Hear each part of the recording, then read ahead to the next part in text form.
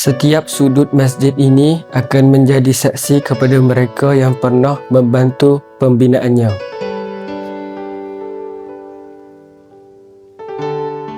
Sudah 5 tahun, 6 tahun kita menunggu bagi menyiapkan pembinaan masjid ini untuk pelajar-pelajar dan juga masyarakat setempat. Kerana masjid jauh 9-10 kilometer daripada sini. Jadi saya harap sangatlah semangat saudara-saudara sekalian bagi menyiapkan pembinaan masjid ini. Manfaat dia bukan saja untuk bilangan pelajar 120 orang ini, tetapi untuk masyarakat tempat ini. Sila tekan donate now. Mudah-mudahan rezeki kita berpanjangan dan kita hidup dengan rahmat dan ketenangan daripada Allah Subhanahu wa taala.